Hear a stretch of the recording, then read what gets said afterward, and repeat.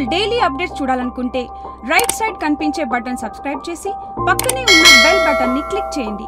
అలాగే లైక్ చేయండి, షేర్ చేయండి, కమెంట్ చేయండి. మనం ఇల్లు కట్టుకోవాలంటే మంచి మేస్త్రి కోసం చూస్తాం. పిల్లల్ని స్కూల్లో చేర్పించాలంటే బాగా పాఠాలు చెప్పేటువంటి స్కూల్ ఏది, క్రమశిక్షణాయుతంగా నడిచే స్కూల్ ఏది అని చూస్తాం. ఇంట్లో ఎవరికైనా ఆరోగ్యం బాగాలేకపోతే బాగా చూసే డాక్టర్ ఎవరు అనేది మనం చూసుకుంటాం. అంటే చిన్న చిన్న విషయాల్లో కూడా మనం అనేక జాగ్రత్తలు తీసుకుంటాం. మొత్తం దేశానికి సంబంధించినటువంటి విషయాల గురించి ఆలోచించాల్సి వచ్చినప్పుడు, 130 కోట్ల మంది ప్రజలకు సంబంధించిన విషయాల మీద ఆలోచించాల్సి వచ్చినప్పుడు కేంద్ర ప్రభుత్వం ఎన్ని రెట్లు ఆ జాగ్రత్తగా ఆలోచించాలి. అట్లా ఆలోచిస్తుందని కూడా మనం ఆశిస్తాం. ఆలోచించాల్సిన బాధ్యత కూడా ప్రభుత్వానికి ఉంటుంది. అన్ని రకాల జాగ్రత్తలు తీసుకొని వ్యవహరించాల్సిన బాధ్యత ప్రభుత్వానికి ఉంటుంది. కానీ ఇప్పుడు జరిగింది ఏమిటి? దేశంలో ఉన్నటువంటి ఎయిర్పోర్ట్లు, విమానాశ్రయాల నిర్వహణ బాధ్యత అంతా అదానీకి అప్పచెప్పారు. అదానీ జీవితంలో ఇంతవరకు ఎయిర్పోర్ట్ల నిర్వహణలో కనీస మాత్రమైన అనుభవం కూడా లేదు. అంటే కనీస మాత్రమైన అనుభవం కూడా లేనటువంటి ఒక పారిశ్రామికవేత్త చేతుల్లో దేశంలో ఉన్నటువంటి కీలకమైనటువంటి విమానాశ్రయాలన్నీ మోడీ ప్రభుత్వం ఎందుకు పెట్టినట్టు? ఇది మొదటిసారి కాదు. మనందరికీ తెలుసు, రక్షణ రంగంలో ఓనమాలు కూడా తెలనటువంటి అంబానీ జీవితంలో ఎన్నడూ రక్షణ కంపెనీ కానీ రక్షణ వ్యాపారం కానీ చేయనటువంటి పరిస్థితి మనకు తెలుసు. అలాంటి అంబానీ చేతిలో రాఫెల్ కొనుగోళ్ల బాధ్యతను పెట్టి ఈరోజు సుమారు 48,000 కోట్ల కుంభకోణానికి పాల్పడ్డారు అని చెప్పేసి ఆరోపణలు ఎదుర్కొంటోంది మోడీ ప్రభుత్వం. అంటే దేశ రక్షణను ఫలంగా పెట్టి ఏమీ అనుభవం లేనటువంటి అంబానీ చేతుల్లో పెడతారు. విమానాశ్రయాలను పణంగా పెట్టి ఏమీ అనుభవం లేనటువంటి అదానీ చేతుల్లో పెడతారు. అంటే ప్రధాని మోడీకి కుడి ఎడమ భుజాలుగా ఉన్నటువంటి పెద్ద పెద్ద పారిశ్రామికవేత్తల కోసం ఏమైనా దోచిపెడతారా అనేటువంటి ప్రశ్నకి ఈరోజు ప్రధానమంత్రి సమాధానం చెప్పాల్సిన అవసరం ఉంది. కేంద్రంలో ప్రభుత్వాన్ని నడిపిస్తున్నటువంటి బీజేపీ సమాధానం చెప్పాల్సినటువంటి అవసరం ఉంది. ఏం సమాధానం చెప్తారు? కనీస అనుభవం కూడా లేకుండా వీళ్ళ చేతుల్లో ఎట్లా పెట్టారు అని అంటే ఏం జవాబు చెప్తారు? అంతేకాదు, పెద్ద పెద్ద పారిశ్రామికవేత్తలకే అన్నీ దోచిపెట్టడం అనేటువంటిది ఒక అలవాటుగా మారిపోతున్నది. ఇది గతంలో కాంగ్రెస్ పాలనలో కూడా ఉంది. కానీ ఇప్పుడు మోడీ వచ్చిన తర్వాత ఇది మరింత పెరిగింది అనేది కనపడుతోంది. మొత్తం ప్రభుత్వ రంగ బ్యాంకుల నుంచి ఇచ్చినటువంటి అప్పుల్లో అత్యధిక భాగం బడా పారిశ్రామికవేత్తలకే దోచిపెట్టారు. ఒకవైపు ఈ కాలంలో రైతుల ఆత్మహత్యలు పెరిగిపోయినాయి. రైతులు అప్పులు కావాలి అని చెప్పేసి అల్లాడిపోతున్నారు. ప్రభుత్వం వైపు నుంచి అప్పుల సౌకర్యం కల్పించకపోవటం వల్ల ప్రైవేటు వడ్డీ వ్యాపారుల బారిన పడి ఆత్మహత్యలు చేసుకునే పరిస్థితి వస్తూ ఉంది. అయినప్పటికీ ప్రభుత్వ రంగ బ్యాంకుల నుంచి రైతులకు రుణాలు ఇమ్మనంటే చెప్పులు అరిగేటట్టు తిరిగినా ఇవ్వట్లేరు. ప్రభుత్వ రంగ బ్యాంకుల డబ్బంతా కూడా పెద్ద పెద్ద పారిశ్రామికవేత్తలకు దారదత్తం చేస్తున్నారు. ఇప్పటికే 12 లక్షల కోట్లు ఈ పెద్ద పెద్ద పారిశ్రామికవేత్తలు ప్రభుత్వ రంగ బ్యాంకులకు ఎగ్గొట్టారు. మొండి బకాయిలుగా ఉండిపోయినాయి. అయినప్పటికీ ఈ 4.5 ఏళ్లలో ఇచ్చినటువంటి అప్పుల్లో కూడా మొత్తం పెద్ద మొత్తాలన్నీ కూడా ఈ బడా పారిశ్రామికవేత్తలకు ఎగ్గొడుతున్నోళ్ళకే పోయినాయి అని చెప్పేసి ఇప్పుడు ప్రభుత్వం ఇచ్చే లెక్కల్లోనే తేల్తా ఉంది. ఎంత ఆందోళనకరమైన విషయం ఇది. మరోవైపు దేశంలో ఉగ్రవాదం ఒక పెద్ద ప్రమాదంగా పరిణమించిన విషయం మనకు తెలుసు. అలాంటి ఉగ్రవాదం పట్ల ఈ 4.5 ఏళ్లలో మోడీ ప్రభుత్వం అత్యంత నిర్లక్ష్యం ప్రదర్శించింది. 2016 నవంబర్లో పెద్ద నోట్ల రద్దు చేస్తూ ఈ పెద్ద నోట్ల రద్దుతో ఉగ్రవాదం పని అయిపోయింది అని చెప్పేసి ప్రకటించారు ప్రధానమంత్రి. ఇక ఈ దేశంలో ఉగ్రవాదులకు స్థానం లేదు అన్నారు. ఉగ్రవాదం అంటే లెక్కలోది కాదన్నట్టుగా నిర్లక్ష్యం ప్రదర్శించారు. దాని ఫలితం ఏమిటి? మోడీ అధికారంలోకి వచ్చిన తర్వాత అంతకుముందు జరిగినటువంటి ఉగ్రవాద దాడులతో పోల్చితే 176% ఉగ్రవాద దాడులు పెరిగినాయి. ఇది ప్రభుత్వం పెద్ద నోట్ల రద్దుతో ఉగ్రవాదం అంతమైపోయింది అని కళ్ళు మూసుకొని కూర్చున్న ఫలితం కాదా అని ఈరోజు అడిగితే ఏం సమాధానం చెప్తారు? మన ఆర్మీ జవాన్లు, మన భద్రతా దళాల జవాన్లు చనిపోవడం కూడా 93% పెరిగింది ఈ కాలంలో. అంటే ఆర్మీ జవాన్ల జీవితాలు పణంగా పెడుతున్నారు. ప్రజల జీవితాలను పణంగా పెడుతున్నారు. ప్రభుత్వ నిర్లక్ష్యం ఫలితం ఉగ్రవాద దాడులు పెరగటం, ఆర్మీ జవాన్ల మరణాలు పెరగటం, చివరికది పుల్వామా దాడికి దారితీసి 40 మంది జవాన్లు వీరమరణం పొందేటువంటి పరిస్థితి వచ్చింది. ఇంత జరిగిన తర్వాత కూడా ప్రభుత్వం ఏమైనా బాధ్యతగా వ్యవహరిస్తున్నదా అని చెప్పి చూస్తే అలాంటిదేమీ కనిపించట్లేదు. ఘటన జరిగిన మరుక్షణం నుంచి ఈ దేశంలో ఉన్నటువంటి అన్ని రాజకీయ పార్టీలు మేము ప్రభుత్వంతో ఉన్నాం, మేము మన ఆర్మీతో ఉన్నాం, మన ఎయిర్ ఫోర్స్తో ఉన్నాం, మన సైనిక దళాలతో ఉన్నాం, అందరం ఒకే మాట ఒకే బాటగా నడుద్దాం, ప్రపంచానికి భారతదేశం అంతా ఒక్కటిగా ఉంది, ఉగ్రవాదం మీద ఐక్యంగా పోరాడుతున్నది అనేటువంటి సందేశం ఇద్దామని చెప్పేసి ప్రకటించింది. ఇది ఆహ్వానించదగినటువంటి పరిణామం.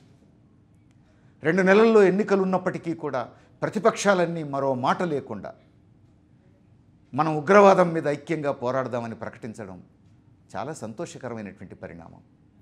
130 కోట్ల మంది ప్రజానీకం కూడా ఒకే మాట ఒకే బాటగా స్పందించారు. ఇది ఆహ్వానించదగినటువంటి పరిణామం. ఇంత జరిగితే కూడా ప్రధానమంత్రి లేదా అధికారపక్షం అధ్యక్షులు అమిత్ షా వీళ్ళిద్దరి వైఖరి మాత్రం ఈ 130 కోట్ల మంది ప్రజల్ని ఐక్యంగా నడిపించే మీద లేదు, మొత్తం ప్రతిపక్షాలను కలుపుకుపోయే మీద లేదు.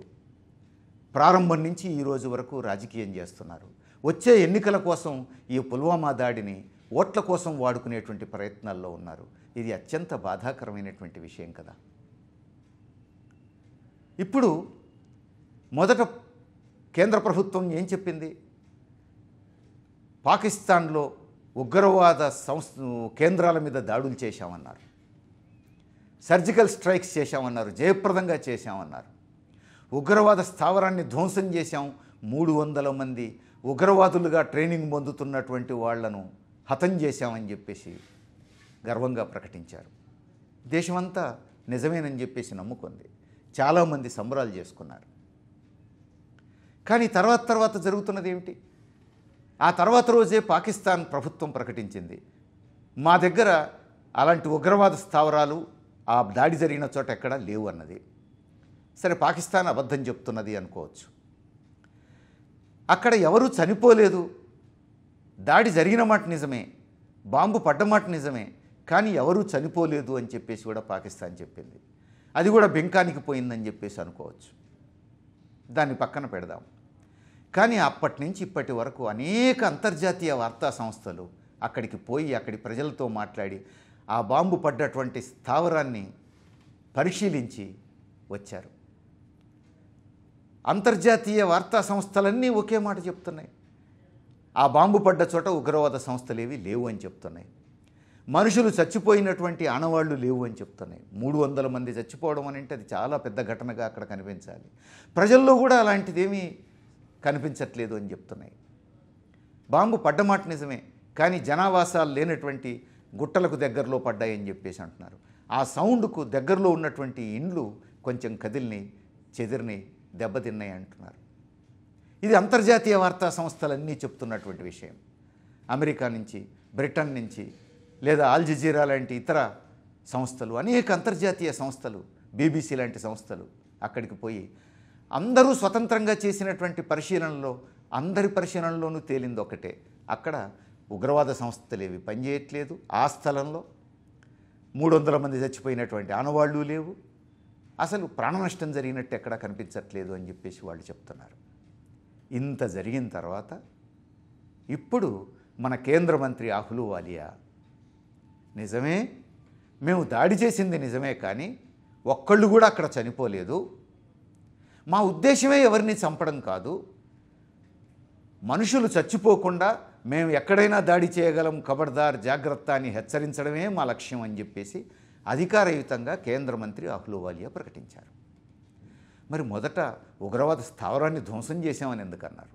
300 మంది హతం అని ఎందుకన్నారు? దేశ ప్రజానీకాన్ని ఎందుకు ఇట్లా తప్పుదారి పట్టించారు? ఇప్పుడు అంతర్జాతీయ వార్తా సంస్థలు చెప్పిన తర్వాత అసలు విషయం ఒప్పుకుంటున్నారు. ఇప్పటికైనా ఒప్పుకున్నారు, మంచిదే. కానీ ప్రధానమంత్రి చేస్తున్న పని ఏమిటి? సహజంగానే ప్రతిపక్షాలన్నీ కూడా అక్కడ ఉగ్రవాద స్థావరం ధ్వంసమైనట్టు, 300 మంది హతమైనట్టు ఆధారాలు చూపించండి అని చెప్పేసి అడుగుతారు. ఎందుకంటే ప్రభుత్వం వైపు నుంచేమో ఉగ్రవాద స్థావరం ధ్వంసం చేసినాం అంటున్నారు, 300 మంది హతం అంటున్నారు. అంతర్జాతీయ వార్తా సంస్థలేమి అవి వాస్తవాలు కాదని చెప్తున్నాయి. కాబట్టి మీకు వాస్తవం అయితే మీరు ఆధారాలు చూపించండి అని చెప్పి ప్రతిపక్షాలు అడిగినాయి. ఆధారాలు చూపించలేని ఘటన కాదది. సరిగ్గా అలాంటి విమానాలే వాడి అమెరికా ఇరాక్ మీద దాడి చేసినప్పుడు ఆ దాడి జరుగుతున్న తీరు, దాడి తర్వాత పర్యవసానాలన్నీ కూడా రికార్డు చేసి ఆ వాస్తవాలన్నింటినీ కూడా మళ్ళీ ప్రపంచం ముందుంచింది. ఆ విమానాలకు ఆ టెక్నికల్ సామర్థ్యం ఉన్నది. మనం ప్రయోగించిన విమానాలు కూడా అవే. కాబట్టి ఖచ్చితంగా ఆ సమాచారం అంతా మన ప్రభుత్వం దగ్గర ఉండాలి. నిజంగా ఉగ్రవాద స్థావరం ధ్వంసం అయి ఉంటే, 300 మంది చచ్చిపోయి ఉంటే ఆ సమాచారం మన ప్రభుత్వం దగ్గర ఉంటుంది. మనం ధ్వంసం చేశామంటున్నాం, 300 మంది చచ్చిపోయారంటున్నాం. అలాంటప్పుడు ఆధారాలు చూపించడానికి మనకేంటి అభ్యంతరం? చూపించాలి కదా. పాకిస్తాన్ చెప్తున్నది తప్పు, అక్కడ ఉగ్రవాద సంస్థ ఉన్నది, స్థావరం ఉన్నది, మేమే ధ్వంసం చేసామని నువ్వు రుజువు చేయి. ప్రపంచం మొత్తాన్ని కళ్ళు తెరిపించడానికి, మనకు మద్దతును సమకూర్చుకోవడానికి అది ఉపయోగపడుతుంది కదా. అదే విషయం ప్రతిపక్షాలన్నీ అడుగుతున్నాయి. దీనికి సమాధానం చెప్పకుండా ఒకవైపు అహ్లూవాలియా అనేమో నిజంగానే అక్కడ ఏమీ ధ్వంసం కాలేదు, ఎవరూ చచ్చిపోలేదు, మేము బెదిరించడానికే బాంబు వేసినాము నిజమే అని చెప్పి ఆయన అంటున్నాడు. మరోవైపు ప్రధానమంత్రి ఏమో ప్రతిపక్షాలకు ఆధారాలు చూపించాలట, పాకిస్తాన్ అడుగుతున్నట్టే ఇక్కడ ప్రతిపక్షాలు అడుగుతున్నాయి అని వ్యంగ్యంగా మాట్లాడుతున్నారు. అంటే పాకిస్తాన్ వ్యతిరేకతను, ముస్లిం వ్యతిరేకతను ఓట్ల కోసం వాడుకునేటువంటి ప్రయత్నం, ప్రతిపక్షాలన్నింటినీ అదేదో పాకిస్తాన్కు మద్దతునిస్తున్నాయన్నట్టుగా ప్రజల ముందు దుష్ప్రచారం చేసేటువంటి ప్రయత్నం. ప్రతిపక్షాలన్నేమో నీకు అండగా ఉంటానంటున్నాయి, 1కి 10 సార్లు ప్రకటిస్తున్నాయి.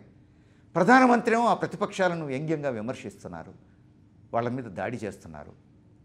ఆ రోజు నుంచి ఈ రోజు వరకు వరుసపెట్టి ఎన్నికల సభలు నడిపిస్తున్నారు ప్రధానమంత్రి. ప్రతి ఎన్నికల సభలో ప్రతిపక్షాల మీద విరుచుకుపడుతున్నారు. ఇక నువ్వు ప్రతిపక్షాలన్నింటినీ కలుపుకుపోయేది ఎక్కడ? 130 కోట్ల మంది ప్రజల్ని కలుపుకుపోతున్నది ఎక్కడ? ఇది ఆందోళనకరమైనటువంటి విషయం. దేశ భద్రతను పణంగా పెట్టి ఉగ్రవాద దాడులను నిర్లక్ష్యం చేస్తూ ఎన్నికల కోసం, ఓట్ల కోసం వాడుకోవటం అనేటువంటిది చాలా ప్రమాదకరమైనటువంటి ట్రెండ్. ఇది ఏ బాధ్యతాయుతమైనటువంటి ప్రభుత్వం ఇట్లాంటి పని చేయకూడదు. చాలా విచారకరమైనటువంటి విషయం. ప్రజలు నమ్మి ఓటేసినటువంటి మోడీ ప్రభుత్వం 4.5 ఏళ్ల తర్వాత ఇప్పుడు తమ నిజాయితీని రుజువు చేసుకోవాల్సిన స్థితికి నెట్టబడ్డది. తన నిజాయితీ లేదు అనేటువంటి విషయం బట్టబయలైతో ఉంది. అన్ని రంగాల్లో విఫలమవుతున్నటువంటి ప్రభుత్వం ఉగ్రవాదాన్ని అణచడంలోనూ విఫలమవడమే కాకుండా ఉగ్రవాదాన్ని కూడా ఓట్ల కోసం రాజకీయం చేయడం అనేటువంటిది ఆందోళనకరమైనటువంటి విషయం. ఈ ప్రభుత్వం ఓట్ల కోసం రాజకీయం చేయడం అనేటువంటిది సహించరానిది. దేశ ప్రజలు కూడా సీరియస్గా ఆలోచించాలి. భారత ప్రజానీకం అంతా కూడా ఒకే మాట ఒకే బాటగా ఉగ్రవాదం మీద యుద్ధం చేయాలి, అంతే తప్ప రాజకీయం చేయకూడదు. ఈ సమస్యని ఒక పార్టీకి వ్యతిరేకంగా ఇంకొక పార్టీ ఉగ్రవాదాన్ని వాడుకొని ఓట్లు సంపాదించేటువంటి ప్రయత్నం చేయకూడదు. అన్ని పార్టీలు, అన్ని సంస్థలు, దేశ ప్రజానీకం అందరూ కూడా ఉగ్రవాదం మీదనే మన పోరాటం అనేటువంటి పద్ధతుల్లో వ్యవహరించాల్సినటువంటి సమయం ఇది. కానీ బీజేపీ బాధ్యతారహితంగా వ్యవహరిస్తున్నది, ప్రధానమంత్రి బాధ్యతాయుతంగా వ్యవహరించట్లేడు. ఇది చాలా ఆందోళనకరమైనటువంటి విషయం. ప్రజలందరూ కూడా అప్రమత్తంగా ఉండాల్సినటువంటి అవసరం ఉంది.